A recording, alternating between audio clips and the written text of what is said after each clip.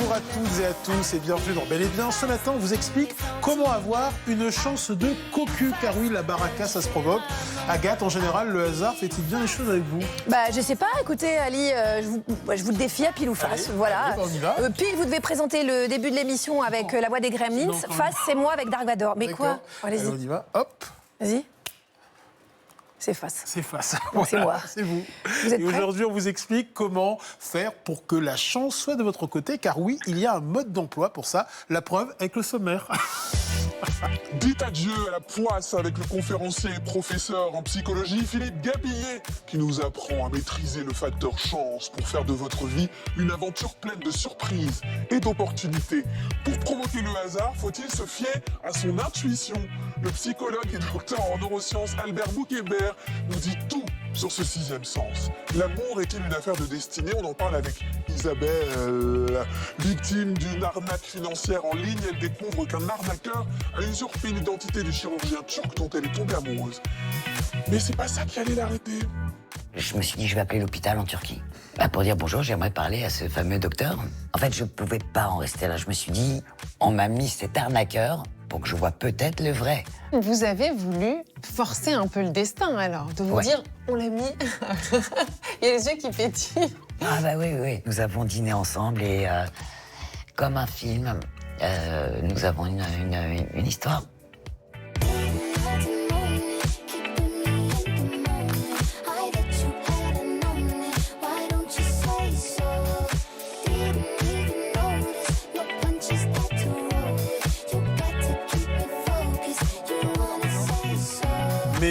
Mais j'adore cette voix, Agathe Le Caron. Mais ça me fait plaisir que ça vous plaise parce que c'est une voix que je vais garder jusqu'à ma Ça me mort. fait des petits guilis dans le ventre, là. Waouh! Et pour vous guider vers la bonne fortune, mais porte-bonheur, l'équipe de Bel et Bien, nos chroniqueurs Elsa Wolinski, Marie-Trey Stéphanie et Stan Gusman, ainsi que notre expert du jour, notre bonne étoile, notre sucre d'orge, le psychiatre Christophe André. Bonjour à tous, bonjour Christophe. Bonjour Christophe. Mon petit chichi. Oui, c'est ça, mon petit pain au chocolat. Enfin, ma chocolatine, ça dépend. Sucre d'orge, moi, C'est vrai? Ouais. Il s'aime. Qu'est-ce que vous voulez que je vous dise? C'est trop. Savez-vous que le célèbre cola américain a été créé par hasard, en 1886 par un pharmacien américain? Il cherchait à créer un médicament contre les douleurs et l'anxiété. Bah oui, quand le hasard fait bien les choses en permettant une découverte inattendue, on parle de sérendipité. Serendipity, en anglais. Un concept auquel l'autrice Sylvie Catelin a consacré un livre, et vous verrez avec elle que la pénicilline, les post-it aussi, les rayons X, et même la découverte de l'Amérique, tout ça, c'est qu'une affaire de sérendipité. Sérendipité. Mais avant de célébrer cette heureuse fortune, Stan Gusman s'interroge. Il s'interroge beaucoup. Pourquoi, par nature, le hasard nous fait-il peur? Ça va être difficile aujourd'hui sans Dark Vador.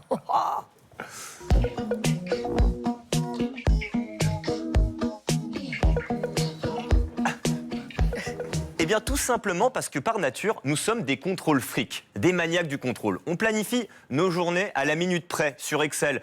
On se renseigne sur la météo à 15 jours. On prévoit ses voyages 1 an à l'avance. Autant vous dire que le hasard et ses surprises, très peu pour nous, trop risqués, trop imprévisible, trop vivant. Et pourtant, le hasard s'invite partout avec son petit côté sadique. Et moi, franchement, j'en suis victime, j'en ai marre. Pourquoi moi? C'est vrai. C'est Mon vrai. chou. Moi, le hasard, il me pourrit la vie, par exemple. C'est toujours le jour où je sors sans caleçon, sous mon jean, que je bouffe un truc qui me rend malade. Mais non. Ouais. Quand je pars en vacances, c'est pile au moment où je chope la crève. Et ça s'arrête pas là. C'est toujours quand je suis en couple que je me fais draguer par des femmes incroyables. D'ailleurs, Marie, je te demanderai d'arrêter, c'est gênant. Et puis, à chaque fois que je ne tiens pas une fête, vous pouvez être sûr que c'est la soirée de l'année. Oui, je suis ce genre de mec dont l'ascenseur tombe en panne le jour de son déménagement. Voilà, à la lumière de ces exemples, on pourrait penser que le hasard fait mal les choses. Mais en réalité, pas vraiment, changement d'ambiance. En fait, si on a un petit souci avec lui, ce qui nous inquiète, c'est que le hasard, il vient briser l'illusion rassurante que nous maîtrisons notre destin. Nous voulons croire que nos efforts, notre organisation, nos petites routines nous protègent du chaos. Voilà pourquoi on lui résiste autant. Et il y a une raison à cela. En réalité, nous avons été programmés pour tout prévoir au nom de notre survie. Du temps de nos ancêtres chasseurs-cueilleurs, allez-y vous trimballer le nez à l'air dans la jungle au milieu des T-Rex. Non, il fallait anticiper le hasard d'une mauvaise rencontre, d'une famine, d'une intempérie. Dans notre cerveau reptilien, le hasard est donc associé au danger. Et depuis, l'homo sapiens que nous sommes cherche encore à le domestiquer. Voilà pourquoi on a d'ailleurs tous nos petites superstitions pour conjurer ce sort qui nous échappe.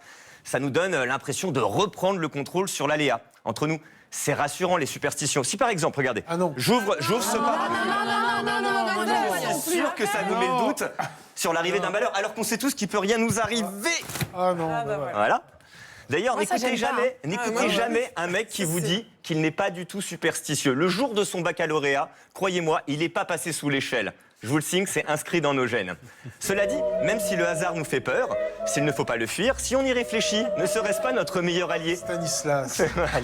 Sans lui, pas de belles rencontres, pas de découvertes inattendues, pas d'histoires incroyables à raconter. Je ne sais pas vous, mais moi je préfère les ennuis à l'ennui, la surprise à la maîtrise totale des choses. Alors, laissons un peu de place au hasard. Acceptons l'idée que nous ne contrôlons pas tout parce que parfois les meilleurs moments sont ceux qu'on n'avait pas prévus. Après tout, qui sait ce que le hasard nous réserve aujourd'hui? Vous êtes d'accord avec moi, Gat? Quand est-ce que le hasard vous a souri pour la dernière fois? Bon, moi, je m'en souviens très bien. Je me baladais dans les couloirs de France Inter parce qu'il y avait, je pense, un orchestre qui jouait. Et soudain, quelqu'un m'a foncé dessus. Je me suis retournée. Le miracle est apparu. Le miracle est apparu. Le pape du bien-être était devant moi. Et il m'a dit, à genoux, veux-tu présenter cette émission avec moi? Ça s'est vraiment passé comme ça. Ça s'est vraiment passé comme ça. Il a posé un genou à terre. J'ai dit, où est l'écrin? Ah non, il n'y a pas besoin d'une bague pour ça. J'ai dit oui. Et on s'est aimé. Voilà, c'est tout. Et on est là aujourd'hui. Vive le Non, bel et bien. hasard. C'est beau, non? Et c'était un hasard, hein, vraiment un hasard. Christophe André, vous êtes d'accord avec l'exposé de Stan? Si notre cerveau est réfractaire au hasard, c'est qu'il a besoin de tout prévoir, il a besoin de donner du sens aux choses qui nous arrivent. C'est son réflexe premier? Oui, on retrouve ça en psychologie, par exemple, avec l'anxiété. L'anxiété, c'est une forme d'intolérance à l'incertitude. Dès que les choses sont liées au hasard et non à notre contrôle, notre inquiétude monte. Et c'est vrai, c'est très juste ce que disait Stan, notre cerveau est équipé pour chercher les règles cachées derrière le hasard. Comme il n'aime pas le hasard, il cherche à se dire, c'est peut-être juste une impression. Il doit y avoir une logique dans tout ça, avec des côtés géniaux. Imaginez quand nos ancêtres ont levé la tête et regardé les étoiles pour la première fois. Nous, si on n'a pas de connaissances en astronomie, on voit...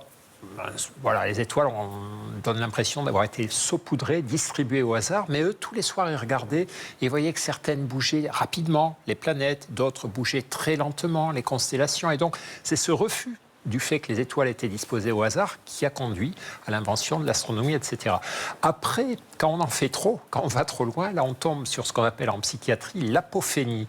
C'est le refus du hasard. Le hasard n'existe pas. On retrouve ça chez les paranoïaques, chez les gens qui ont des délires complotistes. Et donc cette conviction que le hasard ne peut pas exister, ne doit pas exister, va nous traîner du côté de la pathologie. Alors qu'au fond, refuser un petit peu le hasard au début en se disant « cherche mieux, cherche encore, où sont les règles ?» Ça, c'est plutôt un bienfait. Mais ça revient à toute allure. Par exemple, quand vous jetez une pièce, comme vous l'avez fait tout à l'heure, à pile ou face, il y a une chance sur deux pour que ça tombe d'un côté ou de l'autre. Mais si vous avez fait pile 3 fois de suite, vous aurez l'impression que la 4e fois, il faut que face arrive. En réalité, à chaque fois, c'est une chance sur 2. Donc, notre cerveau a vraiment quelque chose de très puissant pour refuser le hasard et chercher des règles permettant de le contourner. Et vous m'avez cru tout à l'heure quand c'est tombé sur face. Vous avez grugé?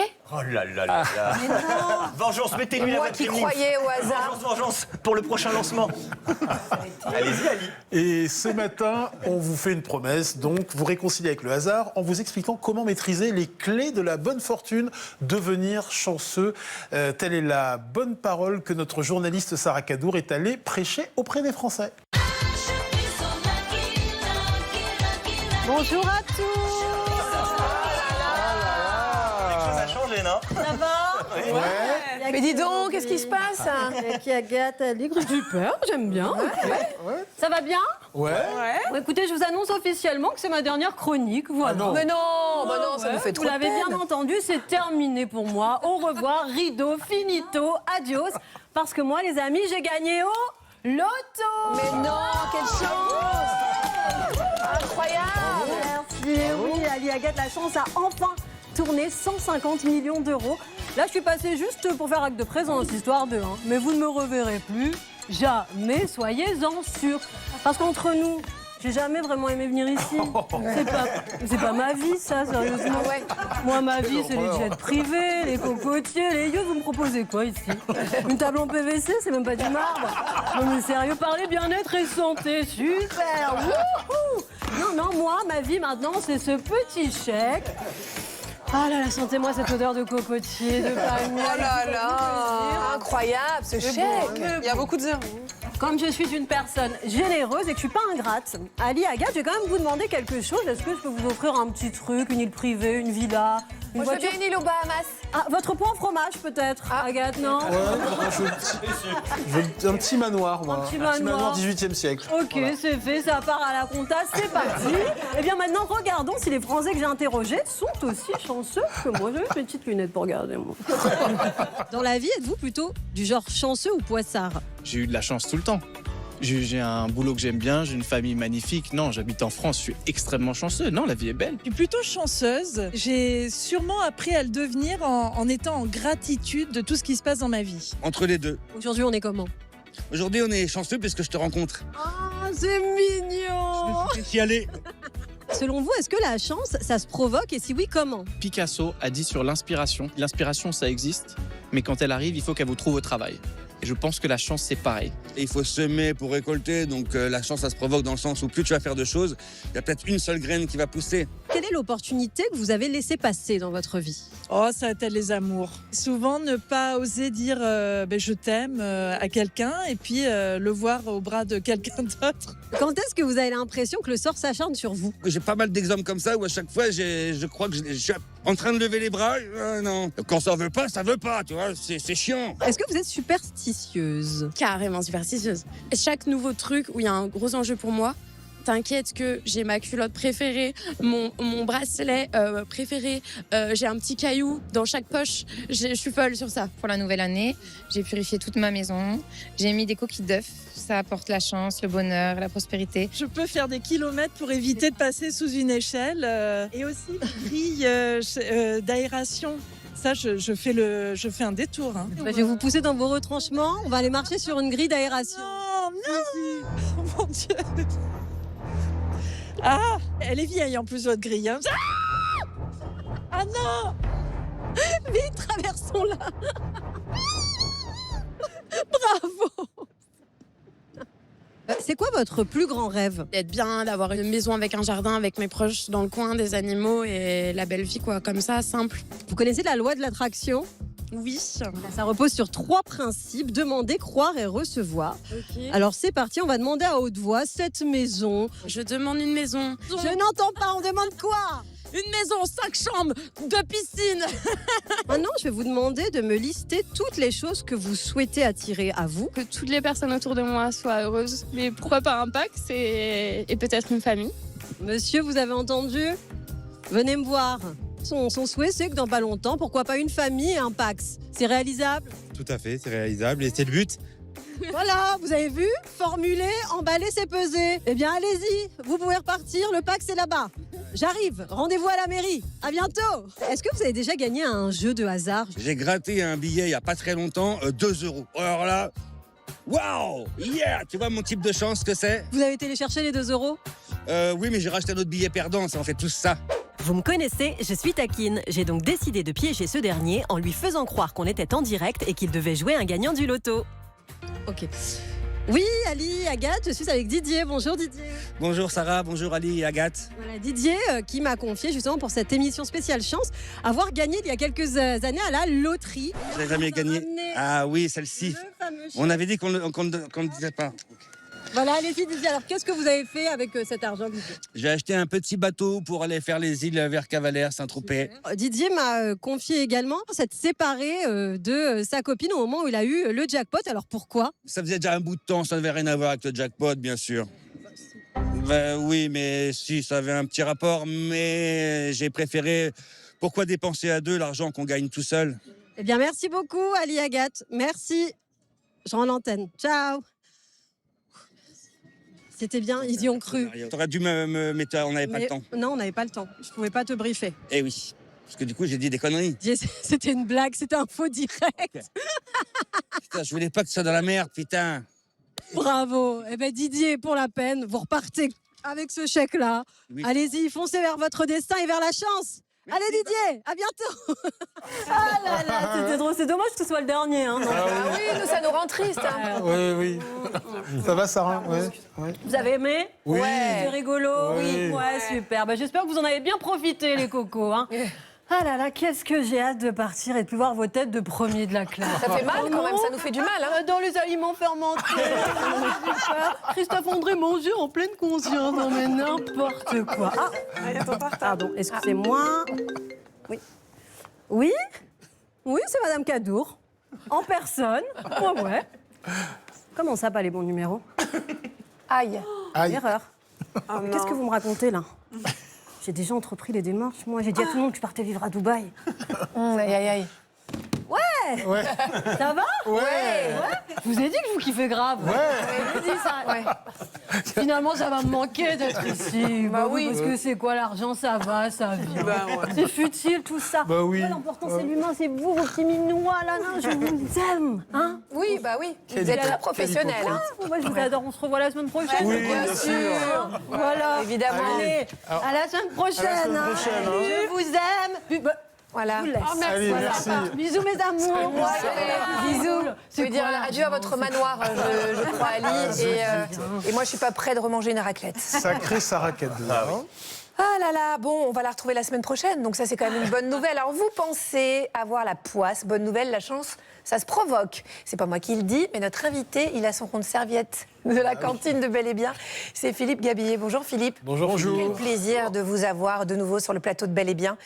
Dès qu'il arrive, de toute façon, il a le sourire. C'est un truc de dingue, il est toujours de bonne humeur. Vous êtes maître de conférence, vous êtes professeur en psychologie et vous êtes l'auteur de ce livre, L'éloge de la chance, apprendre à saisir les opportunités de la vie, aux éditions J'ai lu Bien-être. Selon vous, la chance, c'est tout sauf du hasard, comme le prouve cette publicité. Mick? Rog? What are you doing here? What are you doing here? Of all the places, look who it is. It's Rog and Diane. G'day. Hey, how'd you get here? Drove? They drove here. Mick? Ken! What are you doing here? What a coincidence! What are you doing here? You, me and Rog, all in the same place. Michael Jamison? Is that you? Dennis? As I live and breathe. What a coincidence. You would not bet that was going to happen, would you? With Rog and Ken. Alors, blague à part, la chance ne sourit pas aux mecs manipulateurs, mais plutôt aux audacieux. Et pour la provoquer, le premier conseil que vous donnez, Philippe Gabillet, c'est d'être en mouvement, de se rendre disponible à la chance. Oui, c'est un point qui est très, très, très important. D'ailleurs, souvent, les gens croient que le contraire de la chance, c'est la malchance. En fait, non. Le contraire de la chance, c'est l'absence de chance. C'est les gens à qui il n'arrive rien.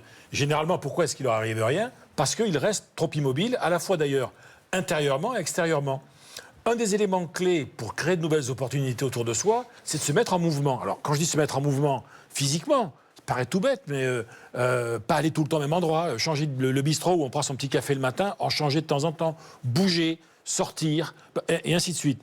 Mais ça, c'est le mouvement, on va dire, extérieur. Puis les mouvements intérieurs, se mettre en mouvement intérieurement, c'est faire preuve de curiosité, s'ouvrir à de nouvelles expériences, et ça crée surtout des conditions de bifurcation inattendue. C'est-à-dire que je crée les conditions pour que tout d'un coup, mon chemin, tout d'un coup, tac, un petit truc. Quelqu'un qui me parle, on me fait une demande inattendue, je tombe sur une information qui tombe à pic, même pas pourquoi.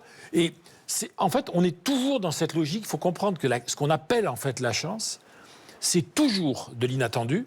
Hasard ou pas, ça c'est un autre débat. Mais c'est toujours de l'inattendu providentiel. Attention, c'est de l'inattendu qui vient peut-être par hasard, mais que l'on va rendre providentiel. C'est en ce sens qu'on parle des gens qui créent leur chance. Disons qu'ils y contribuent, on va dire, à leur chance. Philippe, on passe à un autre grand conseil que vous donnez dans votre bouquin pour provoquer la chance, c'est manifester ses intentions. Alors expliquez-nous. Alors, je crois que c'est un très grand écrivain français qui s'appelait Romain Rolland, un peu oublié maintenant, qui avait dit « On ne sait pas expliquer pourquoi, mais le hasard semble toujours trouver ceux et celles qui sauront s'en servir. » C'est-à-dire que l'idée de l'intention, c'est un des éléments les plus antiques, archaïques du mode de fonctionnement.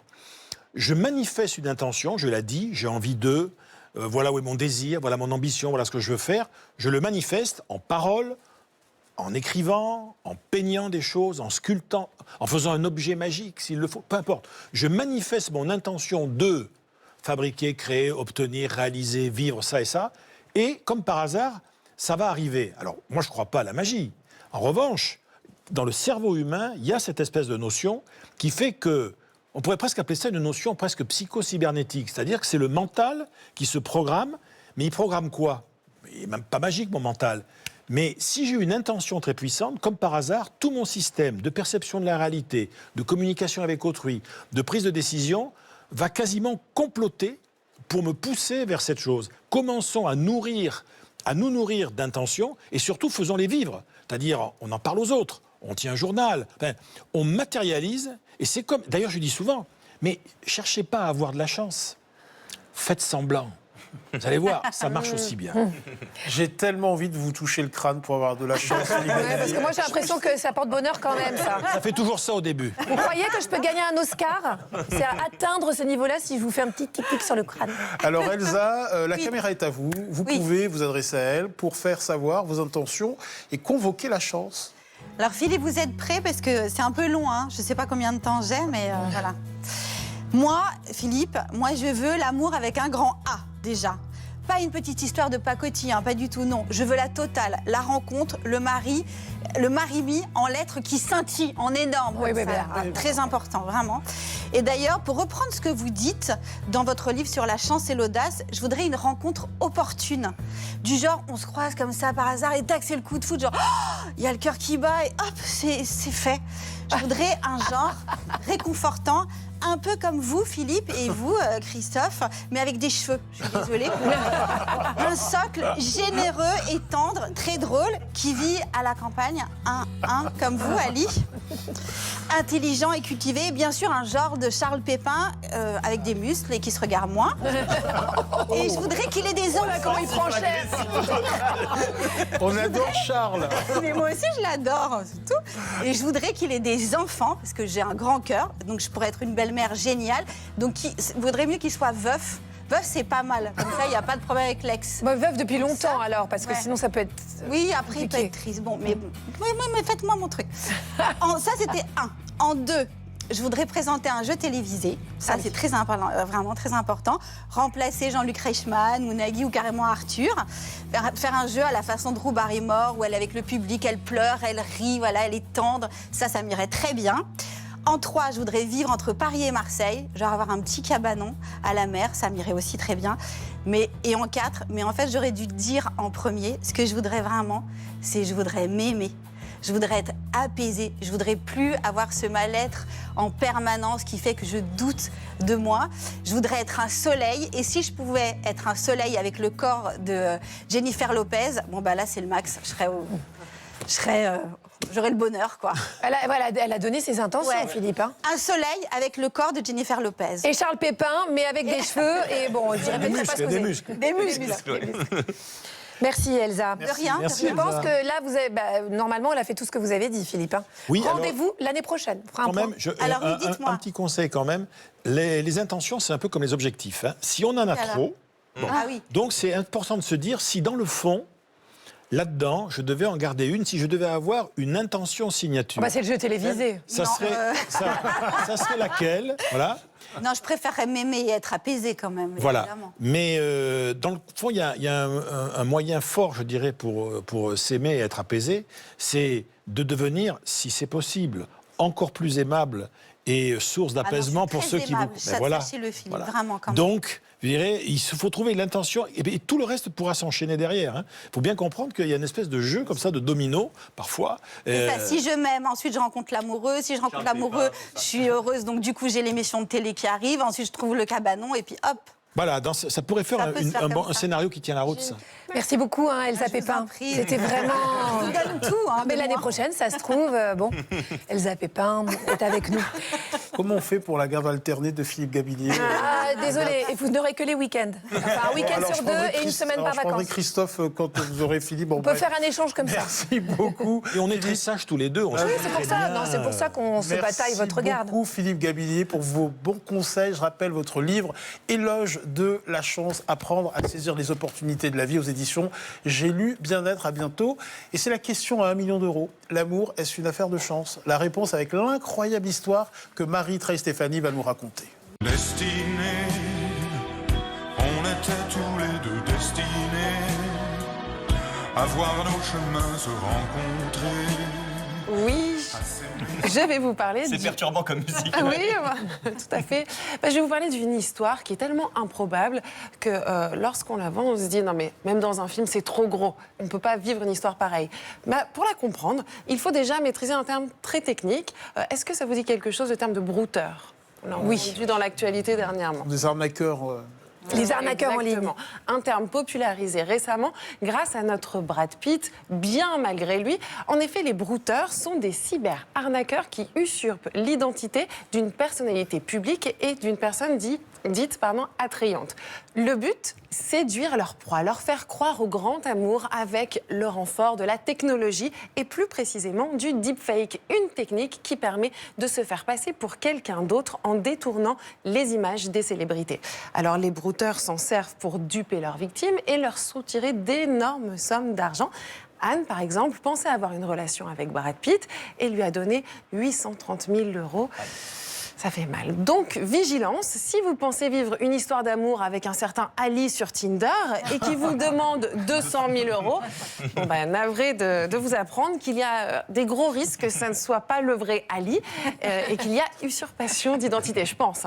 La femme que j'ai rencontrée, elle s'appelle Isabelle et elle nous raconte comment elle a failli tomber dans ce piège amoureux, mais surtout comment, grâce au plus grand des hasards, elle a vécu une très belle histoire d'amour avec l'homme à qui on a usurpé l'identité. Regardez. Bonjour Isabelle. Bonjour. Vous êtes là pour nous raconter votre histoire extraordinaire. Oui. Il y a 4 ans, pour les besoins d'un docu-fiction, Isabelle s'intéresse aux applis de rencontres. Elle se crée un profil pour ses recherches, mais son enquête va dépasser le cadre professionnel. J'étais célibataire, tout simplement. Je me suis dit, bon, je vais me prendre au jeu, je vais regarder, voir s'il y a peut-être quelqu'un qui me plaît aussi. Il y a un profil qui me plaît, il ressemble à ce que j'aime à peu près, c'est-à-dire un petit peu brun, ténébreux, sérieux.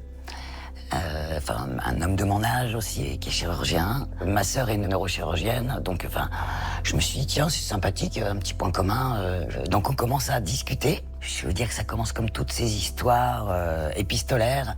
On s'écrit, j'attends ses écrits avec impatience et je tombe sous le charme, je me mets à rêver. Mais problème, il n'habite pas en France. Au bout d'une semaine, il demande à ce qu'on se voit. On se voit par écran interposé, en live. Et quelque part, ça me rassure aussi parce que j'ai pas envie, moi, d'être prise dans un piège. Et comment ça se passe, la première rencontre par écran interposé? Super bien.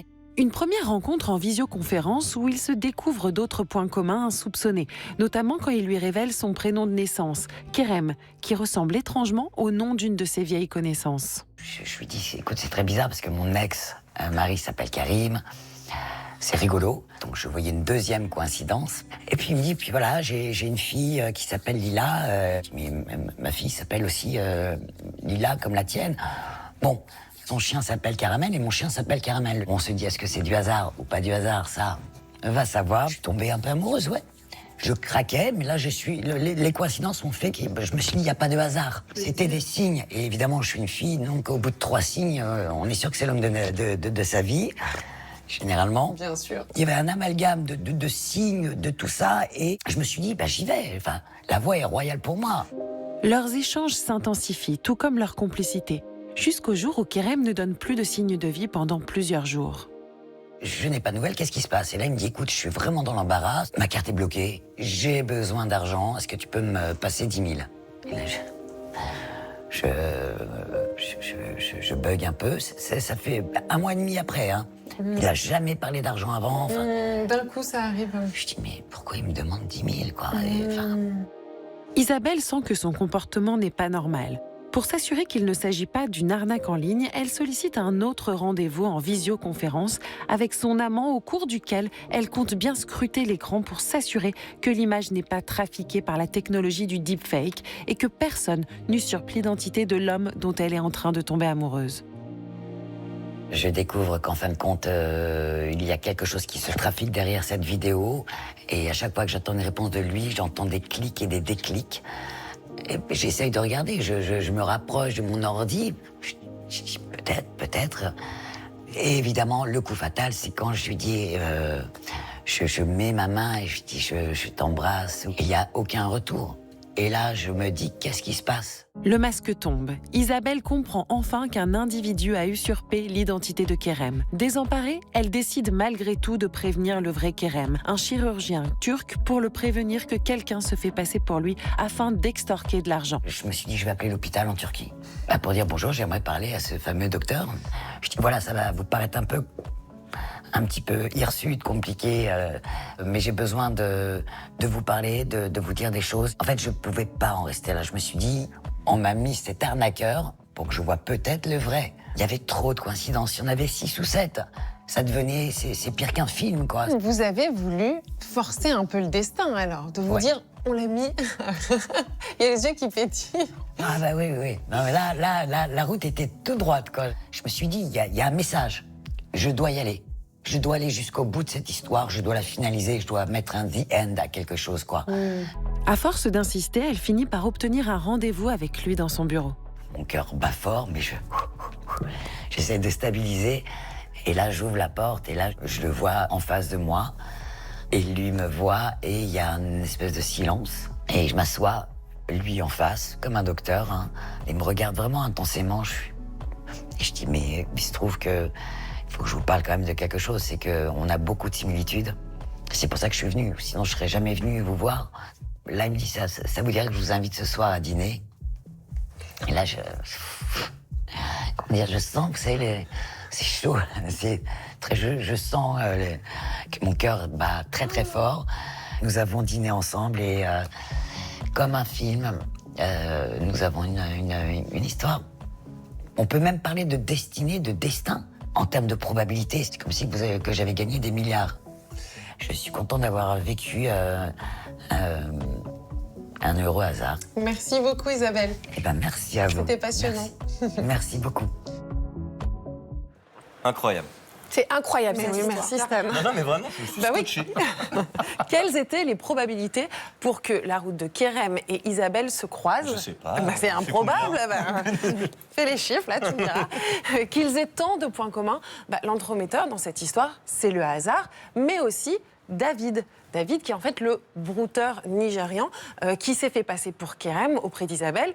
Et lui-même, d'ailleurs, après en avoir parlé avec Isabelle, lui disait « Mais c'était improbable, j'hallucinais qu'il y ait autant de points communs dans vos deux profils. » Parce qu'elle a voulu rencontrer le brouteur qui se cachait derrière?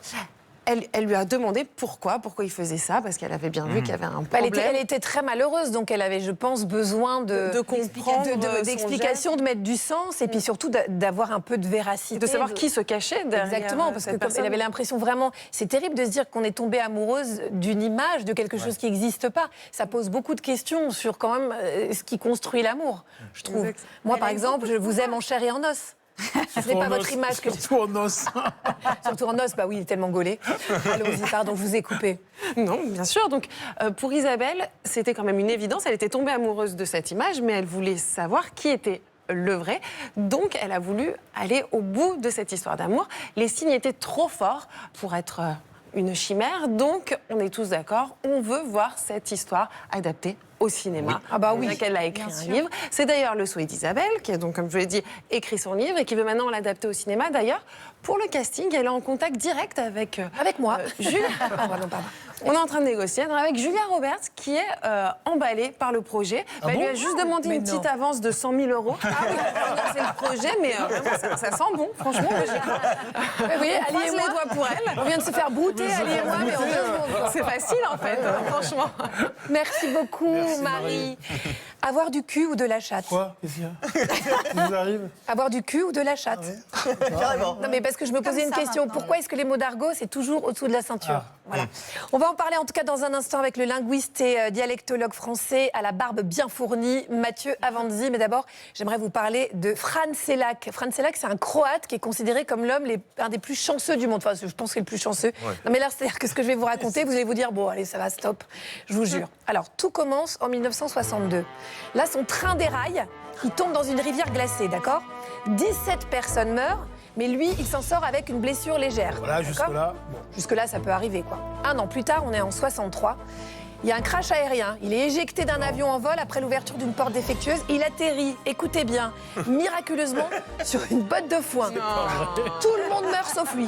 Et tous les autres passagers meurent. Ok, c'est le seul survivant. 3 ans plus tard. C'est louche. 3 ans sans embûche, hein, déjà, on peut quand même lui laisser ça. Nous voilà en 1966. Cette fois, c'est le bus Oh, c'est pas vrai. qui tombe dans une rivière. Non mais attendez, je vous avais prévenu, c'est un truc de dingue. Il survit à la noyade. Il y a 4 passagers qui périssent dans cet accident. Nouveau moyen de transport, nouveau miracle en 73 Non, c'est cette pas fois. vrai. Mais si. Non, mais attendez, ça s'arrête jamais. Sa voiture. Non, parce que la fin est dingue. Sa voiture prend feu sur l'autoroute. Il sort quelques secondes avant son explosion et il échappe de justesse aux flammes. Non, mais c'est un truc. Il existe vraiment ce Franz Selak? Oui. En 96, rebelote. Il perd le contrôle de sa voiture, il est sur une route de montagne, il percute une barrière, il s'envole depuis une falaise à plus de 90 mètres de haut. J'ai l'impression que je vous ai perdu. Non. J'ai l'impression que je vous ai perdu, mais tout ce que je vous dis est vrai. Alors, comment il se sort de ça, alors qu'il est à 90 mètres de haut? Il tombe sur un arbre qui amortit sa chute. Mais c'est pas vrai. Et l'ultime coup de chance, écoutez bien, c'est en 2003, donc il y a tous ces accidents incroyables et tout. Et qu'est-ce qui lui arrive? Il gagne 1 million d'euros à la loterie. Mais enfin, je veux dire, c'est bon. Donc, dans son pays d'origine, c'est une légende, quoi. C'est la légende vivante de la chance. Christophe. Si on fait exception de son gain au loto, moi quand même, je me dis surtout que le mec a pas de bol, quoi. Bah oui. Si on regarde bien, il s'en est toujours sorti, mais enfin, il était toujours au mauvais endroit, au mauvais moment. Donc c'est un peu à l'image de ces gens qui survivent par miracle à des accidents. Est-ce que c'est bien heureux de parler de chance dans ce genre de situation? C'est ce qu'on appelle en psychologie l'identité narrative. C'est quelle histoire je raconte sur ma vie. On peut imaginer que ce monsieur Selak pourrait raconter, faire pleurer dans les chaumières en disant « Je suis poursuivi par le mauvais œil, le destin veut ma peau, un jour je n'y réchapperai pas ». Et il peut raconter, à partir des mêmes faits, parce qu'il y a les faits, il y a l'histoire qu'on raconte sur les faits, une histoire opposée. J'ai un bol incroyable, tenez la preuve, j'ai gagné au loto, j'ai réchappé à tout ça. Donc ça, c'est au quotidien. Après, mon avis perso sur ce monsieur, c'est quand même, c'est un gros vénard. Ça veut dire que vous avez dit c'est un gros mytho. Si tout ça est vrai, alors là... Je crois que c'est vrai, honnêtement, je crois que c'est vrai. C'est une légende dans son pays, en tout cas. Il est ultra connu. Alors, ça fait 20 ans qu'il se tient à carreau, quand même. Oui, c'est ça. Il est mort il y a 10 ans. Il est mort il y a 10 ans? Oui, ça, il n'a pas pu échapper à ça. Non, ça, bon, voilà quand même. Non, puis après, une fois, il a eu la moula. Alors, pour rendre hommage à Franz Selak, qui a gagné le pactole à la loterie, j'aimerais qu'on parle de ça. Les jeux de hasard. Alors pourquoi sont-ils si addictifs? La faute à notre cerveau qui est trompé par toute une série de biais cognitifs. Parmi eux, le biais du survivant. On se focalise sur les joueurs qui ont empoché le pactole sans voir les milliers, comme Stan, les milliers de gens qui se sont ruinés. Ajoutez à cela l'illusion de contrôle, quand on croit pouvoir influencer des événements purement aléatoire en soufflant sur les dés avant de les jeter. Et pour ne rien arranger, le biais de disponibilité que vous connaissez bien, Agathe, qui fait qu'on ne retient que les moments où l'on a eu de la chance en oubliant tous ceux où l'on a perdu. Alors, oui, parce que moi, je suis une grande optimiste. Je sais, vous êtes connu pour ça. Pour toutes ces raisons, même quand on n'est pas en veine, on pense que notre chance va revenir. Mais la tentation du jeu ne s'arrête pas là. Si le hasard peut devenir une drogue assez dure, c'est que pour notre cerveau, perdre peu, c'est gagner. C'est ça, Christophe, hein? Exactement ça. Les neurosciences se sont intéressées depuis quelque temps à ce qui se passe dans le cerveau des joueurs ou des gens normaux, pas forcément joueurs pathologiques, lorsqu'ils sont soumis à cet univers. Mais si vous voulez, je voudrais vous raconter une petite expérience. Moi, un jour, je suis allé à Las Vegas. C'était fascinant et je suis allé voir quand même comment ça se passait. Et j'étais dans la salle des machines à sous. Et au bout de 5 minutes, on comprend toutes les règles. C'est-à-dire, quand vous mettez vos jetons dans les machines à sous, chaque fois que vous perdez, aucun bruit. Pas de sirène, pas de lumière, calme absolu. Personne ne tourne la tête. Noire, vous gagnez $3, on vous fait la monnaie en pièces de 5 cents. Donc les sirènes résonnent, ça flash de tous les côtés, tout le monde regarde qui a gagné. Donc il y a déjà une espèce de tromperie dans ces cercles où on vous incite à jouer. Tromperie qui joue sur ce que vous décriviez, Alice, c'est-à-dire que notre cerveau est mal foutu parce qu'il est équipé pour réagir avec presque autant de plaisir quand on a failli gagner que quand on a gagné. Si je gagne, évidemment, le circuit de la récompense à fond, je suis très heureux, mais si j'ai failli gagner à ça près, ça s'est mis en marche quand même. Et donc, j'ai envie de recommencer, j'ai envie de continuer. Et donc, c'est quelque chose de terriblement machiavélique, à la fois à l'extérieur, dans les endroits où on joue, mais à la fois dans notre tête. On a cette vulnérabilité. Et pour conclure aussi sur l'illusion de contrôle dont vous parliez, on avait fait des études où on regardait comment les gens jetaient les dés en fonction des chiffres qu'il devait faire dans les jeux de dés. Quand vous devez faire un 6, vous jetez fort. Quand vous devez faire un 1, Oui, c'est vrai. voilà, vous jetez tout doucement. Évidemment, C'est absurde. Non, mais notre cerveau fonctionne comme ça. Allez, je vous propose un petit jeu. Ouais. Oui. Savez-vous quel est le point commun entre le post-it, le cola, la pénicilline, la tarte tatin, le four à micro-ondes, les rayons X et la gomme? Oui. Oui, puisque je l'ai dit en début d'émission. Écoutez l'émission. Ils sont tous le fruit d'un heureux hasard. Ils ont tous été inventés par accident. On parle de sérendipité, un concept que nous raconte l'autrice Sylvie Catelin dans un livre dont elle a présenté les meilleures pages à notre journaliste Lucille Charlemagne. Bonjour Sylvie. Bonjour Lucille. Aujourd'hui, on va parler de sérendipité. Oui. Parmi les exemples les plus illustres de découvertes par sérendipité, il y a celui de la pénicilline, attribué à Alexander Fleming, qui est le premier à s'arrêter sur les effets de champignons sur les staphylocoques. Il était parti une semaine en vacances. Il avait laissé une culture de staphylocoque sur sa paillasse. Il était un peu négligent, il faut dire. Et il revient, il regarde sa culture et il voit quelque chose de bizarre. Il voit que les staphylocoques ont été contaminés par une moisissure. Au contact de la moisissure, les staphylocoques sont détruits. Il n'y a pas que le hasard, parce que généralement, les bactériologistes qui trouvent une culture contaminée, ils la jettent. Alors que lui, il est intrigué, il est surpris, il regarde. Et il a sauvé la vie de millions de gens. Fleming, en plus, est celui qui a popularisé le mot serendipity, donc en anglais, en publiant une interview à la une du New York Times en 1949. Et donc il dit, on ne peut pas programmer les grandes découvertes, pas plus qu'on ne peut planifier l'art ou la littérature, parce que justement, toutes les grandes découvertes sont inattendues. Et il parle du hasard dans les laboratoires. Un hasard de laboratoire qui a aussi permis la découverte du Viagra, initialement prévu pour traiter les angines de poitrine. Son créateur s'est rendu compte d'autres effets qui ont fait son succès. On pense aussi au four à micro-ondes. À l'origine, le chercheur Percy Spencer travaillait sur des radars quand il a remarqué qu'à leur côté, sa barre chocolatée fondait systématiquement dans sa poche. Eureka! Il se dit que cette trouvaille pourrait faire recette. Oui, c'est ça la sérendipité. Faire des découvertes par accident, mais aussi par sagacité. Se rendre compte en créant quelque chose qu'une autre voie plus prometteuse est possible. C'est le cas avec l'invention de l'omnibus. C'est un colonel d'Empire, il est à Nantes, et il s'appelle Stanislas Baudry. Alors, il a l'idée d'ouvrir les bains-douches publics. Mais bon, personne ne vient. Alors il se dit, c'est parce que les Nantais sont trop éloignés. Et il met à leur disposition un transport public. Les gens arrivent par dizaines, les voitures sont pleines à craquer, mais problème, les bains-douches restent vides. En effet, Stanislas Baudry réalise alors que, si les gens montent bien dans sa navette, ils ne se rendent pas pour autant au bain-douche. Une fois sur place, ils vaquent à leurs occupations après avoir profité d'un transport en commun. Dans la tête du colonel, ça fait tilt. Au lieu de s'obstiner à remplir ses bains-douches, il saisit alors cette opportunité pour se lancer dans un autre business bien plus rentable. Il ferme ses bains-douches et il ouvre une compagnie de transport public. Il a interprété ce qui se passait correctement. C'est-à-dire, il s'est dit, les gens ne prennent pas ces voitures pour aller se laver et ils ont envie d'être transportés. Donc, c'est la création des omnibus. Et pour la petite histoire, pourquoi omnibus? Parce que les voitures s'arrêtaient devant la boutique d'un chapelier qui s'appelait Omnes. Et sur son enseigne, il avait écrit en grosses lettres, Omnes Omnibus. Les gens disaient, on va à Omnibus, donc ça s'est appelé Omnibus. C'est ça la sérendipité. Interpréter des indices pour provoquer un heureux hasard et faire une découverte majeure. Et à propos de sérendipité, toutes ces histoires ont donné une brillante idée à Sylvie Catelin pour fructifier davantage les recherches scientifiques. La plupart du temps, dans les programmes, on vous demande de donner les résultats que vous allez trouver. C'est complètement à l'envers, quoi. Ouais. Quand vous faites une recherche, vous ne savez pas ce que vous allez trouver. Et donc, on s'était dit avec des chercheurs que ça serait intéressant qu'on mette une clause de sérendipité dans les programmes de recherche, justement.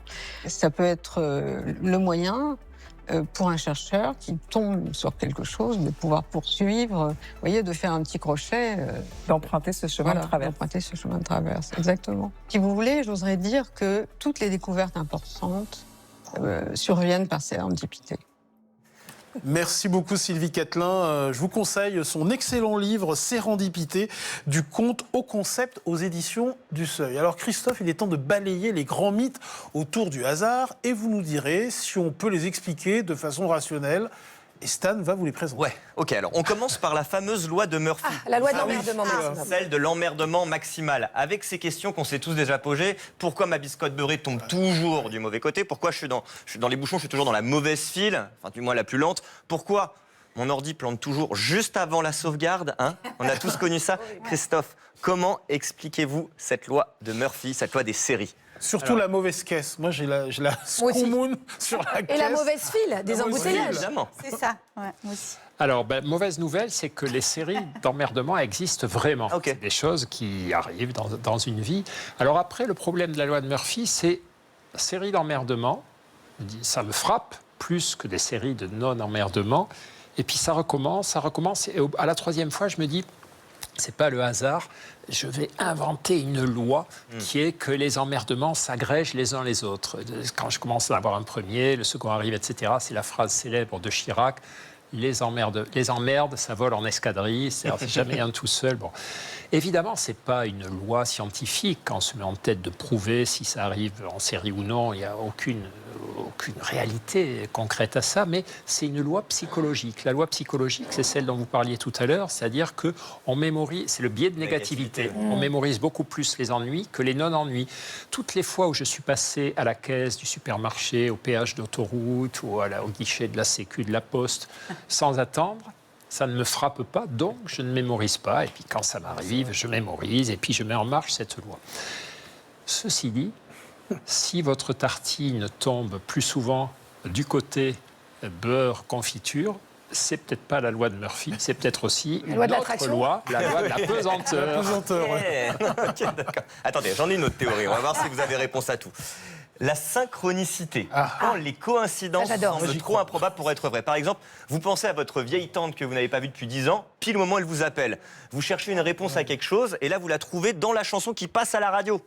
Là aussi, il n'y a pas d'explication, c'est le hasard. C'est le hasard. Alors, la synchronicité, c'est une lecture psychologique du hasard. On pense que plus l'événement est improbable, plus on se dit non. Ça ne peut pas être lié au hasard. Alors, en faisant ça, on fait 3 erreurs. La première, c'est qu'on néglige la loi des grands nombres. C'est-à-dire quand, sur un nombre immense de rêves, de rencontres, il va bien se passer à un moment donné une coïncidence. Voilà, la vie est faite d'un très, très grand nombre de circonstances. Et de temps en temps, ça fait tilt. Et là encore, quand je rêve de quelqu'un qui meurt, ça me marque beaucoup. Surtout si j'apprends qu'il est malade ou qu'il est vraiment mort. Si je rêve qu'il arrive quelque chose à quelqu'un et qu'il n'arrive rien à cette personne, 6 mois après, en général, j'ai oublié. Par contre, je n'oublierai jamais s'il lui est vraiment arrivé quelque chose. Ça, c'est le deuxième mécanisme, c'est la portée émotionnelle de ces coïncidences. Troisième point, on connaît extrêmement mal ces règles du hasard, des statistiques, de la probabilité. Nous, en médecine, on s'en sert beaucoup parce qu'on a besoin de savoir si un médicament marche par hasard ou non.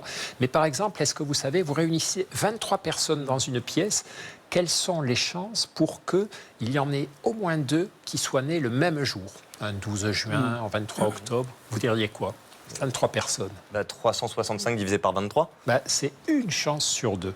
Je ne saurais pas vous expliquer pourquoi. Oui, ok, la loi des probabilités. Mais les statisticiens savent vous expliquer ça. Donc, pour toutes ces raisons, c'est plus simple de se dire la synchronicité plutôt que des lois du hasard très complexes. Il faut laisser la place au mystère quand même. Il y a aussi des poésies, poésie, du mystère dans notre vie, pourquoi pas. Mais en tout cas, ce n'est pas une loi. Vous en voulez un nouveau mythe? Oui. Le karma, musique.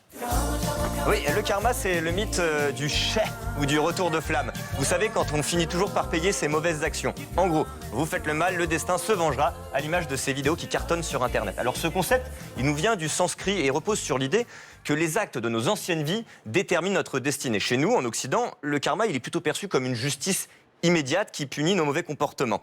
Christophe, là aussi, vous allez dire, il y a une explication rationnelle à ça. Oui. Alors, au départ, l'intuition dans la philosophie bouddhiste, effectivement, ou hindouiste, c'est que chaque comportement a des conséquences immédiates ou lointaines, ou très très lointaines. Donc ça, pourquoi pas, on peut l'accepter. Là où ça devient plus compliqué, c'est que quand on dit que ces conséquences peuvent être dans une vie ultérieure, ou que les ennuis qui m'arrivent aujourd'hui sont liés aux mauvaises actions de ma avant-dernière réincarnation, enfin bref, voilà. Là, évidemment, on n'est plus sur un terrain scientifique, on est dans l'acte de foi, mais ce qui est très intéressant pour nous, les psys, dans le karma, c'est que c'est potentiellement bienfaisant. C'est-à-dire, si je suis persuadé que faire le mal entraînera un retour de bâton et provoquera du mal dans ma vie ou dans la vie des gens que j'aime, ça peut être une source de motivation pas très digne, pas très élevée, mais quand même à me comporter de manière plus morale. Et on peut se demander d'ailleurs si l'invention du karma n'est pas, comme un certain nombre de ce qui est contenu dans les religions, un mécanisme, en tout cas l'intention n'est pas de rendre la société plus douce, plus bienveillante et plus calme grâce à l'intervention de forces surnaturelles. Vous avez noté sur le karma Bien sûr, j'ai tout noté. Mais de toute façon, tout ce que dit Christophe, je le note en lettres de feu dans mon cervelet. Vous m'avez fait ce périn un jour. Bon, aucune transition. Écoutez ça, mais aucune Pardon. Écoutez, voilà, j'avais pas de transition avec Christophe André. Bon, tout le monde connaît ce coup d'éclat du tennisman français Benoît Paire à Roland-Garros, oui. Il commence à s'énerver parce que son adversaire a gagné un point sur un coup du sort. Avoir de la chatte ou du cul, Vicky aime bien le redire encore. Vous l'avez peut-être remarqué, mais donc les expressions d'argot qui concernent la chance ou le hasard tournent toujours autour du sexe ou de nos fesses. Et il y a l'expression avoir du pot qui nous vient du latin potus, qui veut dire postérieur, par exemple. Alors comment est-ce qu'on explique ça? Le linguiste, dialectologue et auteur du livre Le fabuleux destin des mots, Mathieu Avanzi, nous répond. On se connecte avec lui. Bonjour Ali, bonjour Agathe. Alors pourquoi est-ce qu'on dit avoir du cul ou avoir du bol ou avoir du pot? Pourquoi est-ce qu'on fait référence au postérieur? Parce que dans de nombreuses cultures, dans de nombreuses civilisations, les organes sexuels, les organes proéminents des humains sont associés à la chance, à la fortune. En fait, on oppose souvent la tête à l'intelligence, à la chose qu'on peut contrôler, et puis le derrière, les parties intimes, à la chance, au hasard, aux éléments sur lesquels on n'a pas vraiment le doigt ou qu'on ne peut pas vraiment maîtriser. Alors si je reviens à nos expressions avoir du cul, avoir du pot, on va voir qu'elles vont glisser gentiment du côté religieux, parce que la religion fait une partie des nombreux interdits qu'on a souvent mis également dans l'argot ou dans les formes vulgaires. Donc on va avoir le cul béni, on va avoir le cul bordé de médailles. Les médailles font ici référence à des médailles religieuses qui représentaient la Vierge ou le Saint-Esprit qu'on pendait à des berceaux ou qu'on donnait à des enfants quand ils étaient nés. Et puis avoir le cul bordé de médailles va devenir un peu plus vulgairement, pour pas faire lien à la religion, avoir le cul bordé de nouilles. Voilà, Ali, Agathe, j'espère que ces explications vous auront convaincu. N'hésitez pas, si vous avez d'autres questions à l'avenir, je suis disponible.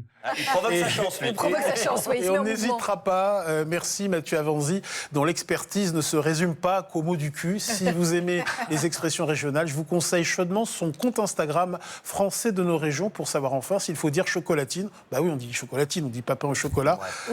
Évidemment. On dit chocolatine. Voilà. Vous avez un avis sur le sujet peut-être? Oui, moi mon avis c'est qu'à Paris je dis pain au chocolat et quand je suis à Bordeaux, sur le bassin d'Arcachon, je dis chocolatine. Eh bien, moi je fais la provocation, je dis chocolatine, même ici à Paris. Toulousain, je suis Toulousain, je resterai jusqu'au bout. Il faut s'adapter à l'endroit où on est, voilà, il faut adopter les us et coutumes des régions. Depuis le début de cette émission, on vous explique comment provoquer sa chance. Sachez qu'il y a une autre clé essentielle qu'on n'a pas encore abordée, c'est prendre des décisions basées sur l'intuition. Pour autant, est-ce qu'il faut suivre ce sixième sens à tous les coups? Mon petit doigt me dit que notre invité coup de cœur va répondre à cette question. Ouais, il est très doué.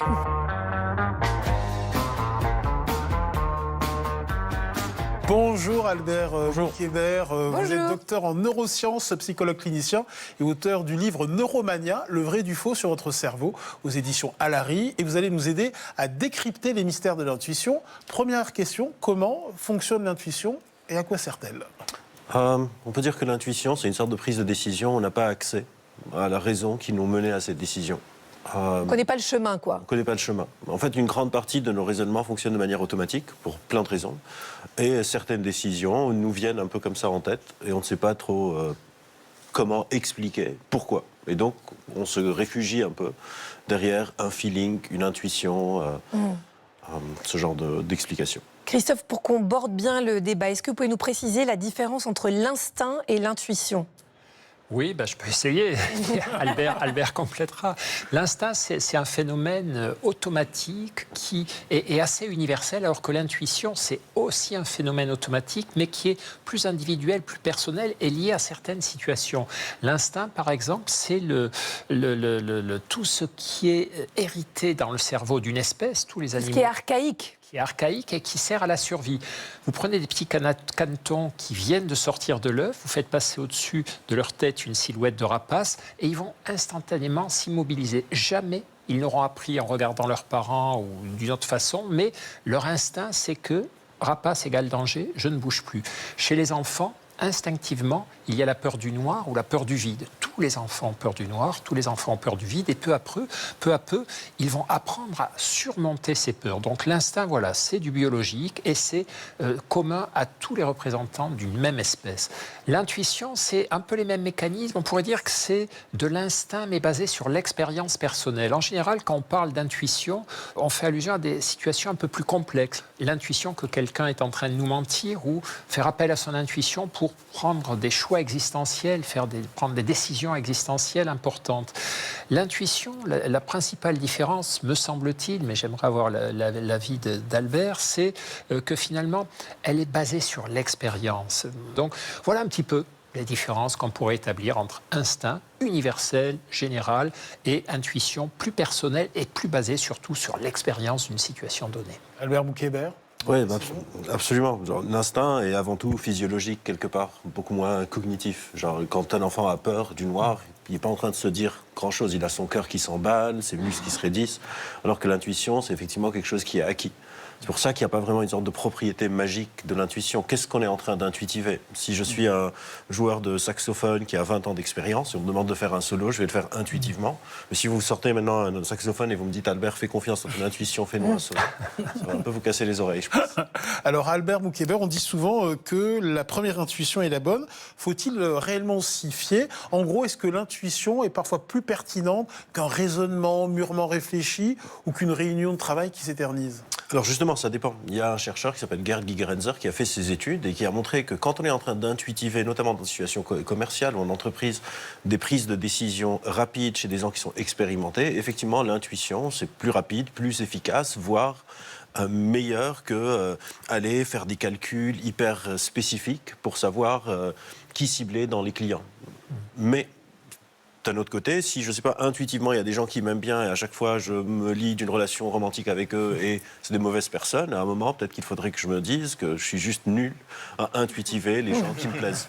Il n'y a pas une sorte de primauté magique comme ça qui fait que l'intuition est infaillible. Tout dépend de qu'est-ce que je suis en train d'intuitiver, à partir de quoi, dans quelle situation. Donc en fait, il faut suivre son intuition quand elle concerne nos domaines de compétences. S'il y a un homme qui avait de l'intuition dans les affaires, c'est le fondateur de la célèbre marque à la pomme, Steve Jobs. Voici ce qu'il en disait devant les étudiants de l'université de Stanford. And 17 years later, I did go to college. And here I was, spending all of the money my parents had saved their entire life. So I decided to drop out and trust that it would all work out okay.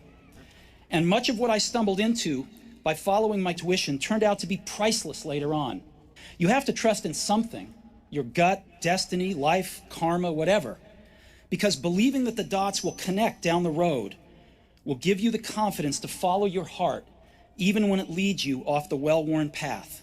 Alors Steve Jobs attribuait son succès à son intuition. Il disait même que c'était plus important que son intellect et que son sixième sens lui avait permis d'avoir l'idée du téléphone tactile ou encore de la démocratisation de la souris avec l'invention de son premier ordinateur. Albert Bouquet-Hébert, est-ce que certains, comme les plus grands entrepreneurs, à l'image de Steve Jobs, ont plus d'intuition que la moyenne ? Je vais peut-être invoquer le biais du survivant dont vous avez parlé tout à l'heure. C'est-à-dire, c'est toujours plus facile de se focaliser sur ceux qui ont réussi. Mais combien de Steve Jobs ont suivi leurs intuitions et ont fini fauchés ?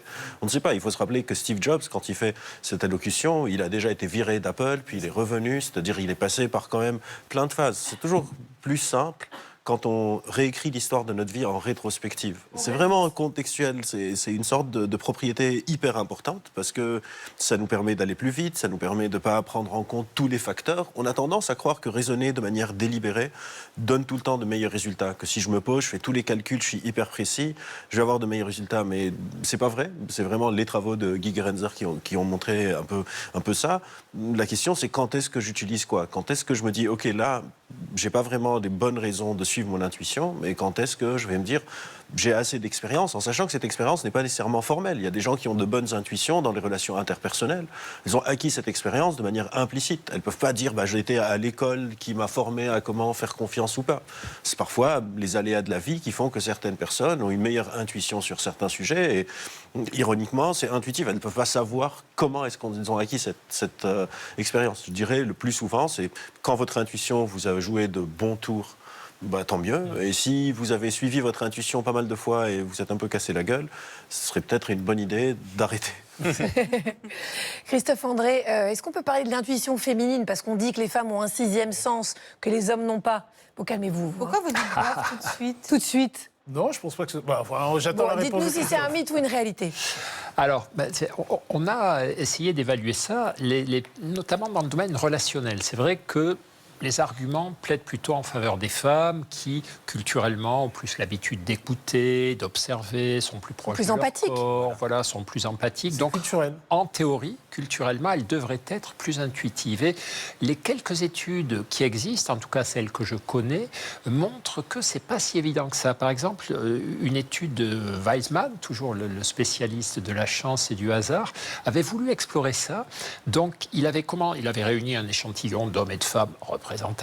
Il leur avait demandé à l'avance, est-ce que vous pensez être quelqu'un d'intuitif? 80% des femmes disaient « je suis plutôt intuitive », seulement 60% des hommes, donc déjà un petit biais dans la représentation qu'on se fait de son intuition. Et puis, il leur avait fait passer un petit test, alors qu'il vaut ce qu'il vaut, il leur demandait de regarder 2 photos de la même personne. Sur une de ces photos, on vous avait demandé, Agathe, par exemple, de sourire de façon sincère, joyeuse. On vous amenait vos enfants et envoyez.